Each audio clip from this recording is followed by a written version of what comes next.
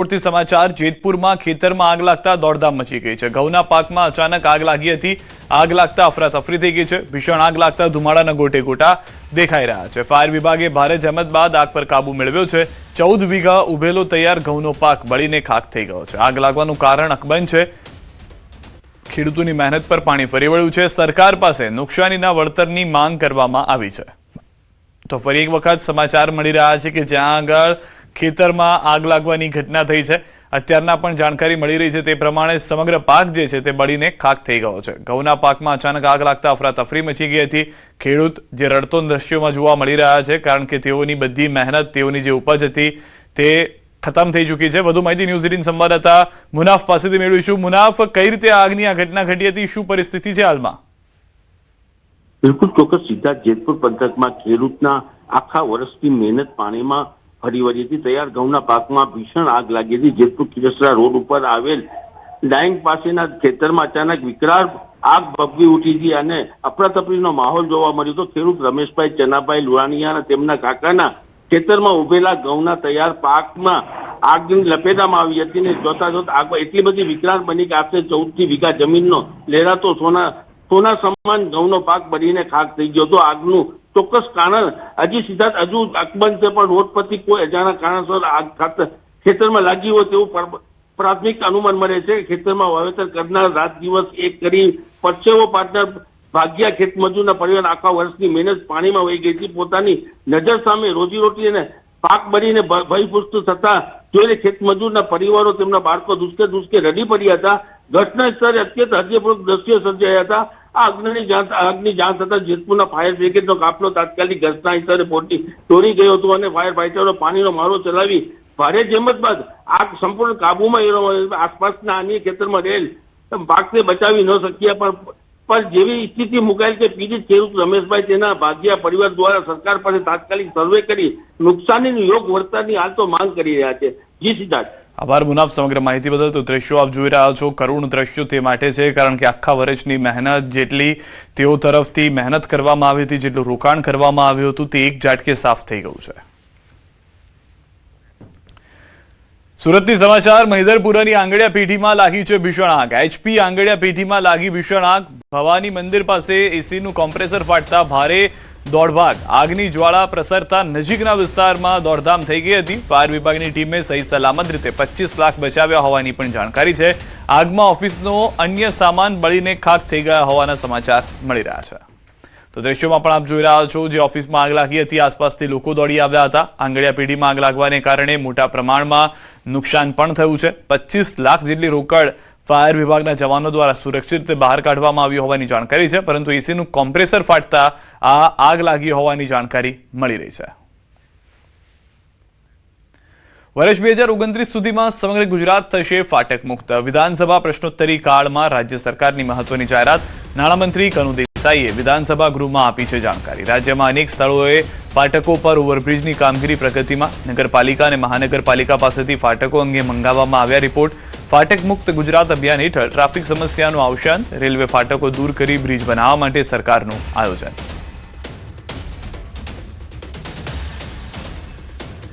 અને હવે વાત કરીએ અંગ દજાડતી ગરમીની।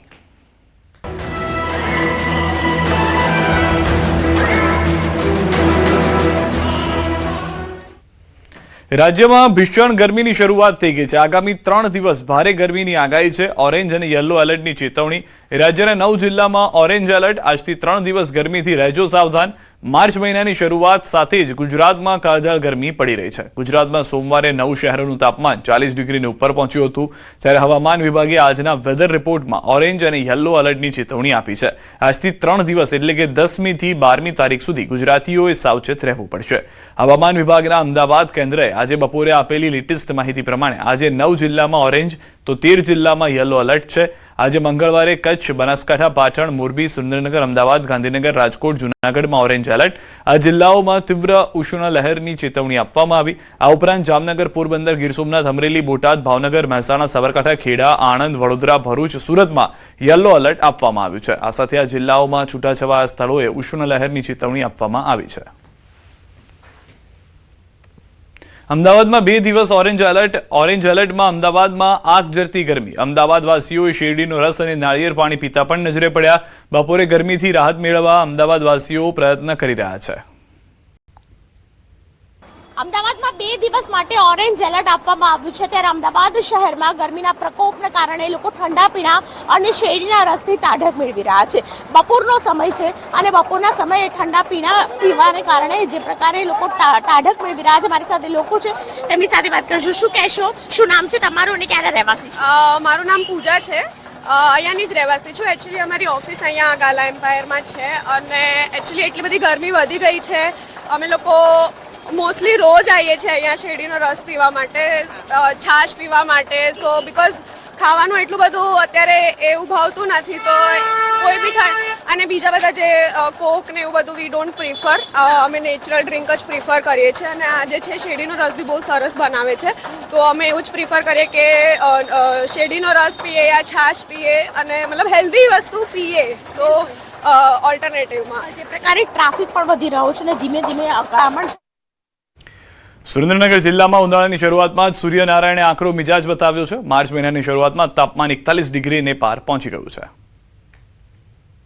હીટવેવને લીધે માથું દુખવું, ચક્કર આવવા, ધબકારા વધી જવા જેવી સમસ્યાઓ જણાય તો નજીકના કોઈ સરકારી દવાખાનામાં તાત્કાલિક ધોરણે તેની સારવાર માટે જવું, તેમજ પુષ્કળ પ્રમાણમાં પાણી પીવું, હળવા કપડાં પહેરવા સુતરાઉના, પછી બપોરના 12 થી સાંજના 4 વાગ્યા સુધીના સમયમાં બહાર જવાનું ટાળવું જોઈએ. માથે કોઈ છાંયો રાખવો. સુરેન્દ્રનગર જિલ્લામાં આકરા ઉનાળાનો પ્રારંભ થઈ ચૂક્યો છે અને હવામાન વિભાગ દ્વારા તારીખ 10 અને 11 માર્ચ એમ 2 દિવસ ઓરેન્જ એલર્ટની આજે છે એ આગાહી આપવામાં આવી છે, જેને લઈને ખાસ કરીને સુરેન્દ્રનગર જિલ્લામાં આજે પ્રશાસન તંત્ર દ્વારા છે લોકોને તકેદારી રાખવા માટે ખાસ સૂચના આપવામાં આવી છે, જેથી કરી ઉનાળામાં લૂ લાગવાના જે બનાવો છે તેવા બનાવો ન બને. સુરેન્દ્રનગર જિલ્લામાં વાત કરવામાં આવે તો ઉનાળાના પ્રારંભે જે છે એ ગરમીનો પારો 41 ડિગ્રીને પાર કરી ગયો છે. ત્યારે આગામી સમયમાં હીટવેવની આગાહી છે, ઓરેન્જ એલર્ટ આપવામાં આવ્યું છે. ત્યારે ખાસ કરી અને વૃદ્ધો, બાળકો સહિતના લોકોને જે છે બિનજરૂરી બહાર ન નીકળવા માટે તંત્ર દ્વારા સૂચના આપવામાં આવી છે. તેમજ કોઈ પણ પ્રકારની જો કોઈ તડકાને લગતી થઈ શારીરિક કોઈ સમસ્યા જણાય તો તાત્કાલિક નજીકના આરોગ્ય વિભાગનો સંપર્ક કરવા માટે પણ જણાવવામાં આવ્યું છે. પરંતુ ઉનાળાના પ્રારંભે તે સુરેન્દ્રનગર જિલ્લામાં ગરમીનો પારો છે 41 ડિગ્રીને પાર થઈ જતા આગામી ઉનાળો છે વધુ આકરો નોંધાય તેવી શક્યતા છે. અક્ષય જોશી, ન્યૂઝ 18 ગુજરાતી, સુરેન્દ્રનગર. બનાસકાંઠા અને વાવથરા જિલ્લામાં ઉનાળાની શરૂઆતમાં સૂર્યદેવ આકરા પાણીએ થયા. હવામાન વિભાગ દ્વારા જે આગાહી આપવામાં આવી રહી છે તેને લઈને લોકો ચિંતિત બન્યા છે, કારણ કે હવામાન વિભાગ દ્વારા 48 કલાક માટે બનાસકાંઠા તેમજ વાવ થરાદ જિલ્લાને ઓરેન્જ એલર્ટ આપવામાં આવ્યું છે અને ગરમીમાં જે છે 2 દિવસથી સતત વધારો થયો છે અને ગરમીમાં વધારો થવાના લીધે લોકો પણ ચિંતિત બન્યા છે. ખાસ કરીને ગરમીથી બચવા માટે લોકો જે છે તે ઠંડા પીણા તેમજ શેરડીના રસનો પણ ઉપયોગ કરતા હોય છે અને અત્યારે જે તાપમાન છે તે 41 ડિગ્રીને પણ પાર કરી ચૂક્યું છે. છેલ્લા 2 દિવસથી મહત્તમ તાપમાન 41 ડિગ્રી છે અને આ એ વિસ્તાર છે કે આ વિસ્તારની અંદર 45 ડિગ્રીથી પણ ઉપર તાપમાન જતું હોય છે. અત્યારે તો ઓરેન્જ એલર્ટને લઈને રસ્તાઓ સુમસામ તેમજ એકલ દોકલ લોકો જે ઓરેન્જ એલર્ટને લઈને જોવા મળી રહ્યા છે. કિશોર દુવર, ન્યૂઝ 18 ગુજરાતી, બનાસકાંઠા. ગુજરાતમાં બોમ્બની ધમકીનો સિલસિલો યથાવત છે. આજે 10 થી વધુ જિલ્લામાં ધમકીભર્યા ઈમેલ મળ્યા છે. અનેક પાસપોર્ટ ઓફિસ અને પોસ્ટ ઓફિસને બોમ્બથી ઉડાવી દેવાની ધમકી મળતા ખળભળાટ મચી ગયો છે. રાજ્યમાં ધમકીભર્યા ઈમેલ બાદ તંત્ર દોડતું થયું. ઓફિસમાં ફરજ બજાવતા કર્મચારીઓ જીવ બચાવવા બહાર દોડી આવ્યા. પોસ્ટ ઓફિસ અને પાસપોર્ટની કામગીરી માટે આવેલા નાગરિકોમાં પણ ભારે ગભરાટ જોવા મળ્યો હતો. ધમકી બાદ તંત્ર એલર્ટ મોડમાં આવ્યું છે અને સુરક્ષા વધારી દેવાઈ છે. અજાણ્યા શખ્સ દ્વારા મોકલવામાં આવેલા આવા ધમકીભર્યા ઈમેલને પગલે સમગ્ર રાજ્યમાં દહેશત વ્યાપી છે. બોમ્બ સ્ક્વોડ, ડોગ સ્ક્વોડ અને ઉચ્ચ અધિકારીઓની ટીમ દ્વારા કચેરીઓમાં તપાસ કરવામાં આવી રહી છે. જોકે હજુ સુધી કોઈ શંકાસ્પદ વસ્તુ નથી મળી. ગોધરામાં પાસપોર્ટ ઓફિસને ઉડાવવાની ધમકી, ઈમેલ દ્વારા ધમકી મળતા દોડધામ. પોલીસ અને બોમ્બ સ્ક્વોડ દ્વારા તપાસ દરમિયાન વાંધાજનક વસ્તુ ન મળી. મેલના અનુસંધાને પ્રાયોરિટીના ભાગરૂપે શરૂઆત પહેલાં જ અમે અમારા સ્ટાફને અવગત કર્યા અને પોલીસ ડિપાર્ટમેન્ટને જાણ કરી. પોલીસ ડિપાર્ટમેન્ટે એમના સ્ટાફના કાફલા સાથે ડોગ સ્ક્વોડ સાથે સઘન તપાસ હાથ ધરી. તપાસણીમાં કોઈ પણ પ્રકારની શંકાસ્પદ વસ્તુ કે કોઈ પણ વસ્તુ હાથમાં આવેલ નથી. ગોધરાના જહુરપુરા વિસ્તારમાં આવેલી પાસપોર્ટ ઓફિસને બોમ્બથી ઉડાવી દેવાની ધમકી મળતા જ હાલ પોલીસ તંત્ર સતર્ક બન્યું છે. આપને સીધા દ્રશ્ય બતાવીશ. આપ દ્રશ્યમાં જોઈ શકો છો બોમ્બ ડિસ્પોઝેબલ સ્ક્વોડ, હાલ ડોગ સ્ક્વોડ સાથેની જે સહિતની પોલીસની ટીમો છે તે હાલ અહીંયા પાસપોર્ટ ઓફિસમાં તપાસ કરી રહી છે. તલપરથી તપાસ કરવામાં આવી હતી. જો કે હાલ સુધી કોઈ વાંધાજનક વસ્તુ મળી આવી નથી, પરંતુ જે રીતે ધમકીનો સિલસિલો ચાલી રહ્યો છે, અગાઉ પણ ગોધરા હેડ પોસ્ટ ઓફિસને જે ધમકી આપવામાં આવી હતી, જેના બાદ પુનઃ આજે એકવાર જે ધમકી છે તે અહીં પાસપોર્ટ ઓફિસને આપવામાં આવી છે. પોસ્ટ ઓફિસ કેમ્પસમાં જ પાસપોર્ટ ઓફિસ આવેલી હોવાથી પોસ્ટ કચેરીની પણ હાલ જે મુખ્ય પોસ્ટ કચેરીના કર્મચારીઓને પણ ઓફિસમાંથી બહાર કાઢી અને સમગ્ર સઘન તપાસ અને ચેકિંગ કરવામાં આવી છે. જો કે હાલ સુધી કોઈ પણ વાંધાજનક વસ્તુ નહીં મળી આવતા પોલીસ તંત્રએ રાહતનો શ્વાસ લીધો છે. રાજેશ જોશી, ન્યૂઝ 18 ગુજરાતી, ગોધરા, પંચમહાલ. ગૃહમાં ફરી ક્રિકેટ મેચનો મુદ્દો ઉછળ્યો છે. જીતુ વાઘાણીએ ખેડાવાલા પર સાધ્યું નિશાન. ભારતની ટી શર્ટ પહેરવાથી દેશભક્તિ ન થાય, તમારા વિસ્તારમાં રેલી કાઢવી જોઈએ, ભારતના રાષ્ટ્રધ્વજ સાથે વિજય રેલી કાઢો. વાઘાણીના નિવેદન પર કોંગ્રેસીઓએ કર્યો વિરોધ. અધ્યક્ષે શાંતિ રાખવા સૂચના આપી.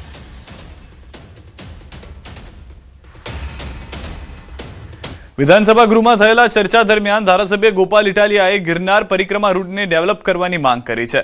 પરબધામ, બેલખા, રૂપલધામ, રામપરા સહિતના ધાર્મિક યાત્રાઓમાં સુવિધામાં વધારો કરવાની માંગ છે. વેલનાથ બાપુ જન્મસ્થળ પલાસના ગામનો વિકાસ કરવાની માંગ છે.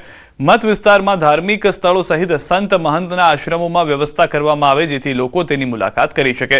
તો વિસાવદરમાં લાઇબ્રેરીની પણ માંગ કરી છે. આમ આ બેઠકમાં ગોપાલ ઇટાલિયાએ માંગ કરતા નજરે પડ્યા. પર્વત ફરતે જે પરિક્રમા થાય છે દર વર્ષે, હજારો વર્ષોની પૌરાણિક પરિક્રમા, એ પરિક્રમાનો લગભગ મોટા ભાગનો રૂટ એ વિસાવદર મત વિસ્તારમાંથી પસાર થાય છે. મેં આજે સરકાર સમક્ષ, પ્રવાસન મંત્રી સમક્ષ માંગણી મૂકી છે કે આ રૂટને ડેવલપ કરવામાં આવે. વિસાવદરની અંદર એક ભવ્ય સારી લાઇબ્રેરીનું બાંધકામ થાય એવી માંગણી મેં આજે સરકાર પાસે મૂકી છે, કેમ કે અમારે ગ્રામીણ વિસ્તાર છે. સ્થાનિક સ્વરાજની ચૂંટણીને લઈને કોંગ્રેસ એક્શન મોડમાં આવી ગઈ છે. કોંગ્રેસ દ્વારા ચૂંટણીની તૈયારીઓ પૂર્ણ કરી દેવાઈ છે. કોંગ્રેસે ઉમેદવારોને લઈ મોટી જાહેરાત કરી છે. જાહેર જીવનમાં રહેતા લોકોને પ્લેટફોર્મ આપવામાં આવશે. 11 થી 20 માર્ચ સુધી ચાલશે દાવેદારીની પ્રક્રિયા. 15 મનપાએ માટે કોંગ્રેસે જાહેર QR કોડ કર્યો છે અને QR કોડથી ઉમેદવારી નોંધાવી શકાશે. તો કોંગ્રેસ દ્વારા ચૂંટણી સમયે જ મેયરની જાહેરાત કરવામાં આવશે. કોંગ્રેસ પાર્ટી તમને એક પ્લેટફોર્મ આપવા માંગે છે જ્યાંથી તમે સ્વચ્છ અને સારો વહીવટ કરવા માટે ભાગીદાર થઈ શકો છો. ભ્રષ્ટાચાર સામેની લડાઈનું નેતૃત્વ લઈ શકો છો. લોકોના હક અધિકારની લડાઈ લડી શકો છો અને પ્રજાભિમુખ વહીવટ થાય અને જનતાને એનો ટેક્સના સામે સુખાકારી મળે, સુવિધા મળે એવું શાસન આપવા માટે તમારી જે યોગ્યતા છે, તમારું જે નેતૃત્વ છે, એને કોંગ્રેસ પાર્ટી આવનારા સમયમાં તક આપશે. અને આ વખત અમે નક્કી કર્યું છે કે અમારા જે ઉમેદવારો છે, અમે સંભવિત અમે નગરપાલિકા હોય કે મહાનગરપાલિકા, અમે મેયર પદના ઉમેદવાર પણ અમે જાહેર કરીશું કે ભાઈ અમારે આ શાસન આવશે તો અમારો મેયર આ હશે. એ રીતનું પણ અમે જાહેરાત આ વખતે કરવા જઈ રહ્યા છે. અને જે પ્રકારનો પ્રતિસાદ અત્યારે મળી રહ્યો છે એટલે ઉમેદવારો પણ અમને સારા મળશે અને આ વખત અમે તાકાતથી આ તમામ ચૂંટણીઓ લડવા જઈ રહ્યા છીએ. ભાજપ પ્રવક્તા અનિલ પટેલના કોંગ્રેસ પર પ્રહાર. કોંગ્રેસ પ્રમુખ અમિત ચાવડા પર સાધ્યું નિશાન. સ્થાનિક સ્વરાજની ચૂંટણીને લઈને આપ્યું નિવેદન. કોંગ્રેસ યુવાનોને ભ્રમિત કરવાની વાતો કરે છે. કોંગ્રેસ પાસે 10,000 ઉમેદવારો ન હોવાનો દાવો. કોંગ્રેસને ઉમેદવારો શોધવા QR કોડ મૂકવા પડે છે. એક પરિવારવાદ સાથે ટેવાયેલી કોંગ્રેસની આ પાર્ટી જે જૂથવાદ સાથે સંકળાયેલી છે અને એ ગુજરાતની પ્રજાને, એમાં ખાસ કરીને યુવાનોને ભ્રમિત કરવાની કોશિશ કરે છે કે શું વાસ્તવમાં કોંગ્રેસ પાસે 10,000 કાર્યકર્તાઓ પણ છે. અને એનું મોટું ઉદાહરણ એ છે કે કોંગ્રેસે 15 મહાનગરોમાં QR કોડથી ઉમેદવારી કરવા માટે આવકારવાનો પ્રયત્ન કર્યો છે. એનો અર્થ જ એ થયો કે આ 15 મહાનગરોમાં વાસ્તવમાં કોંગ્રેસ પાસે કોઈ પણ પ્રકારના ઉમેદવાર નથી. અમદાવાદ બાવળાનો એક વિડીયો સોશિયલ મીડિયામાં વાયરલ થયો છે. એક યુવકને ચોર સમજી બાંધીને મારવામાં આવ્યો. યુવક મૂળ ઝારખંડનો રહેવાસી. પોલીસે વિડીયોના આધારે તપાસ શરૂ કરી છે. યુવકને ટ્રેક્ટરમાં બાંધીને મારવાનો આરોપ છે. આ દ્રશ્યો જે છે તે વિચલિત કરી શકે છે. જે પ્રમાણેની પરિસ્થિતિ થઈ હતી, ચોર સમજીને મારવામાં આવ્યો છે. તાપીથી સમાચાર વધુ એક બોગસ ડોક્ટરનો પર્દાફાશ. કોઈ પણ ડિગ્રી વગર લોકોને આપતો એલોપેથીની દવાઓ, લોકોના સ્વાસ્થ્ય સાથે ચેડા કરતો એલોપેથિક દવાઓ અને મેડિકલને લગતી સામગ્રીનો જથ્થો જપ્ત કર્યો છે. 34,000થી વધુનો મુદ્દામાલ કબજે કરવામાં આવ્યો છે. પોલીસે ગુનો નોંધી વધુ કાર્યવાહી હાથ ધરી છે.